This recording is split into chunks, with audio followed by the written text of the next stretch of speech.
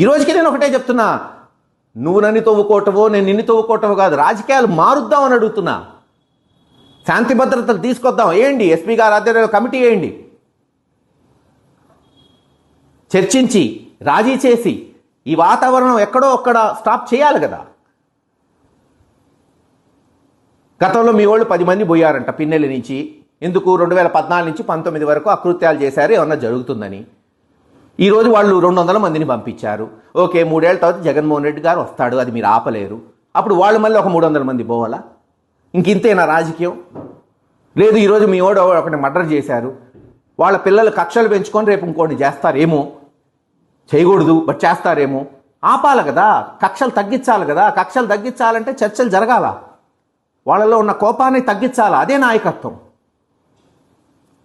అదే చెప్తున్నా, పౌరుషం, మగతనం, దమ్ము అంటే మంచి చేయాలా, ప్రాణం పోయాలా, కొత్త రాజకీయం తీసుకురావాలా, కొత్త ఒరవడి తీసుకురావాలా, ప్రయత్నం చేద్దాం అంటున్నా. దానికి ముందుకు రారు. మారుద్దాం, ఎన్ని రోజులు ఇంకింతే. ఏ రోజైనా సరే మహేష్ రెడ్డి చర్చకు రెడీగా ఉంటాడు, ఒక్కడే వస్తాడు, లెక్కలతో వస్తాడు, లెక్కలు తెచ్చుకుంటాడు. చెప్తూనే ఉన్నా, పెట్టండి చర్చ. ఈరోజు నేను మాట్లాడిన దాని మీద, నువ్వు మాట్లాడిన దాని మీద ఇంకేమన్నా మాట్లాడంటే పెట్టండి, ఏ ఛానల్లో అయినా పెట్టండి. Any day any time I'm ready. ఆయన వచ్చంట ఇప్పుడు 300 కోట్లు 900 కోట్లతో డెవలప్మెంట్ అంట. ఏది డెవలప్మెంట్? కొత్త ప్రాజెక్ట్ చెప్పు. మేము తెచ్చిన మెడికల్ కాలేజు 90% హాస్పిటల్ పూర్తయితే 18 నెలల నుంచి దాన్ని ఓపెన్ చేయాల. 60% కాలేజ్ పూర్తయింది, 217 కోట్లు ఖర్చు పెట్టాం. బైపాస్ రోడ్డు పూర్తి చేశా, పిడుగురాల రోడ్డు వెడల్పు చేశా. మేము ఓపెన్ చేసిన మున్సిపల్ ఆఫీసు 25 ఎకరాల స్థలాన్ని సేకరించి ₹1 కోటి గడితే నిన్న ఐలో పిడుగురాళ్ళని ఒక బొమ్మ వేసుకొని ఫౌంటైన్ పెట్టుకొని మంత్రి చేత ఓపెన్ చేయించారు. అది ఆ గొప్పతనం. నేను కేంద్ర ప్రభుత్వాన్ని దృష్టికి తీసుకెళ్లి ₹1 రాష్ట్ర ప్రభుత్వ డబ్బులు లేకుండా జానపాడు బ్రిడ్జ్ తీసుకొచ్చి టెండర్లు పిలిపించి రోడ్డంతా వెడల్పు చేసి పనులు మొదలుపెట్టాం. దానికి శంకుస్థాపన చేసావు అంతే. బ్రహ్మాందరెడ్డి గారి పేరు మీద పార్కు పెట్టి గోడ గట్టించి అన్యాకాంతం అవుతుంటే చెరువంతా సుమారు 10-15 కోట్లతో గ్రీనరీ కింద ఫండ్స్ తీసుకొచ్చాం, పనులు మొదలైనవి. దానికి మళ్ళీ శంకుస్థాపన, అంతేగా. కొత్తగా ఏమైనా వచ్చిందా? తాగునీటి పథకాలు పిడుగురాళ్ళకి దాదాపు 130-140 కోట్లు, గురజాలకు 16-17 కోట్లు, పిడుగురాళ్ళకు 25 కోట్లతో శాంక్షన్ చేపిస్తే అమృత్ పథకం కింద బ్యాంక్ లోన్ కింద చేస్తే దానికి మళ్ళీ ఇప్పుడు రివైజ్ శాంక్షన్లు ఇచ్చి శంకుస్థాపనలు, అంతే. కొత్త పథకం చెప్పు, నువ్వు తెచ్చిన పథకం. మీరు ఎమ్మెల్యే చేసిన 16 ఏళ్లలో ఒక్క పథకం, ఒక్క ప్రోగ్రాం చూపి, ఒక బిల్డింగ్ చూపి. ఏమీ లేదు. ఇది ఆయన చెప్పేది.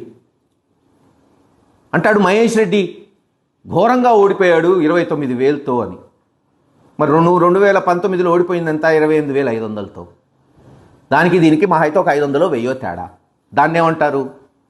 ఘోరం అంటారా? చెత్తగా ఓడిపోయామంటారా? ఎక్కడో ఉంటాడు మహేష్ రెడ్డి. ఎక్కడున్నానబ్బా? నసరావుపేట. 90 సంవత్సరాల నుంచి ఇదే ఇంట్లో కాసు కుటుంబం ఉంది, ఇక్కడి నుంచే రాజకీయం చేసాం. ఎక్కడున్నా పొద్దున పోయి సాయంత్రం రావటమే కదా, గురజాలు పోయి. నీలాగేమి దోచుకున్న డబ్బుతో పారిపోయి గుంటూరులో ఇల్లు కట్టుకోలేదే. మంచికల్ నుంచి గుంటూరు పారిపోయావు. గుంటూరు ఎక్కడా, గురజాలు ఎక్కడా? ఈ జిల్లా కూడా కాదు కనీసం. ఏది పడితే అది. మహేష్ రెడ్డి ఎలక్షన్స్ అప్పుడు నడికుళ్ళలో పారిపోయాడు, కొత్త గణేష్పాడులో ఎదుర్కోలేకపోయాడు. కనుక్కో, మీ వాళ్ళని కనుక్కో, నడికుళ్ళలో ఏం జరిగిందో. ఒక్కడనే పోయా బూతుల దగ్గరికి. నేను వచ్చేస్తుంటే, ఊరు దాటుతుంటే రాళ్ళు ఇసిరారు. అయినా నేనేం వెళ్ళిపోలే, కారులో ఆపి వెనక్కి తరివాం. ఒకటి పాపం మీ తెలుగుదేశం వాడిని కొట్టారు కూడా మా వాళ్ళు. నేనే మళ్ళీ ఇడిపించా, వాడికి ఏమన్నా ఇద్దేమో అని.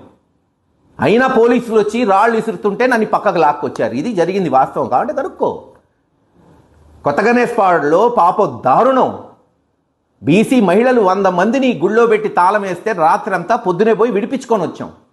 అల్లరిమూకలు గొడవ చేస్తుంటే ఫైరింగ్ జరగబోయింది. ఫైరింగ్ జరుగుతుంటే నీ వాళ్లే కొంతమంది చనిపోయేవాళ్ళు. మళ్ళీ పోలీసులు చెక్కాచెద చేసి పంపించారు. దానికేందో చెప్తున్నాడు. తుమ్మల చెరువులో కుర్రోళ్ళు ఈలలేసి గేరావు చేస్తే కారులో ఎక్కి తుస్సుమన్నావు. నువ్వు నాకు చెప్పేది ఏంది? అందరికీ సహాయం చేస్తుంటాం అంటాడు. నేను వైఎస్ఆర్ వాళ్ళకు కూడా సీఎం రిలీఫ్ ఫండ్ ఇప్పించాను. మేము కూడా ఇప్పించాం. అంబాపురంలో తెలుగుదేశం ఎస్సీ క్యాండిడేట్ మర్డర్ అవుతే అతనికి డబ్బులు వచ్చినాయి, కనుక్కోమనండి. మేము ఎక్కడ అడ్డుపడలా, గవర్నమెంట్ నుంచి వచ్చేటట్టే చేసాం. నన్ను ఎవరో అడిగితే అప్పుడు ఏం చేయాలి సార్ అంటే, వద్దమ్మా తప్పు, ఎవరికి రావాల్సిన అర్హత వాళ్ళకి వచ్చేయని.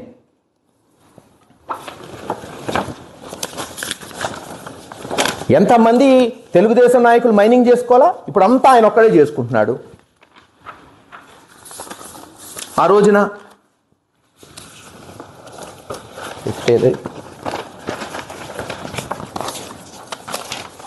పిడుగురాళ్లలో పేర్లన్నీ ఉన్నాయి. దియా వాళ్ళు, గుదే వాళ్ళు చేసుకోలేదా? కొమ్మినేని రామచంద్రరావు, దియా శివ, మల్లెల ఆదినారాయణ, నీకు చేసిన వాళ్ళే కదా మళ్ళీ చేసుకుంది. నా దగ్గరికి వచ్చి అడిగితే చేసుకోపోండి, ఎవరి వ్యాపారం వాళ్ళదనే చెప్పాను. ఈరోజు ఎవరైనా చేస్తున్నారా? మొత్తం నువ్వే కొట్టుకుంటుంటివి మైనింగ్ అంతా. మాట్లాడితే బహిరంగ ఛాలెంజ్కి మహేష్ రెడ్డి వస్తాడా? Ready, any day, any time, any place. మడ్డల గురించి కావచ్చు, హింస గురించి కావచ్చు, అభివృద్ధి గురించి కావచ్చు, సంక్షేమం గురించి కావచ్చు. నేను వచ్చిన 17 నుంచి చెప్తున్నా కదా, బహిరంగ చర్చ పెట్టండి. బహిరంగ చర్చకేం జనం అక్కర్లా. ఏ ఛానల్ అయినా సరే, TV9, NTV, ABN, మహా న్యూస్, ఈటీవీ, ఎన్నో ఛానల్స్ ఉన్నాయి. ఏ ఛానల్ పెట్టినా నేను రెడీ. లేదు మీ ఇంట్లో పెట్టు, వస్తాను, చర్చిద్దాం. ఎవరి టైంలో ఏం జరిగింది, అభివృద్ధి ఏం జరిగింది అన్నీ మాట్లాడదాం అంటాడు. పిన్నెల్లి మెయిన్ రోడ్ నుంచి ఎందుకు పోలేదు, సైడ్ నుంచి ఎందుకు పోయాడు మహేష్ రెడ్డి అంటాడు. మెయిన్ రోడ్ నుంచే కదా మేము ఎన్నిసార్లు పోలేదు. నిన్న కూడా మెయిన్ రోడ్ నుంచి పోతే నువ్వు పెట్టిన పోలీసులే కదా రానియంది. సార్ మీరు 2000 మంది ఉన్నారు, మేము కంట్రోల్ చేయలేం, ఏడన్నా అదుపు తప్పి వాళ్ళ ఇళ్ల మీద పడి ఏమన్నా జరిగితే పెద్ద లా అండ్ ఆర్డర్ ఇష్యూ అవుతుంది సార్, ప్లీజ్ సార్ డైరెక్ట్గా పల్లెకి తీసుకెళ్తామన్నారు. సరే అని పోయాం, తప్పే ఉంది దాంట్లో. నువ్వు 5 ఏళ్ళు పిన్నెల్లే పోలేదు కదా, 2019 నుంచి 24 వరకు అడుగు కూడా పెట్టలేదు కదా. ఎంతసేపు చెరువులో ఎవరో 4 పడ్డారంట, నేనేం చేయగలుగుతాను? ఎవరో మైనింగ్లో పోయి పిల్లలు చనిపోతే పాప అన్యాయమే. నువ్వు ఉన్నప్పుడు కూడా చనిపోయారుగా పిడుగురాళ్లలో 2. అసలు కలుషిత నీరు దాగి 7-8 మంది చనిపోయారు, దానికి ఏందో సమాధానం చెప్పు. ప్రభుత్వ హత్యలు కాదా? వాళ్ళకి ఎందుకు ఎక్స్గ్రేస్ చేయవలా? వాళ్ళు ఎందుకు సహాయం చేయలా? దానికి జవాబు లేదు.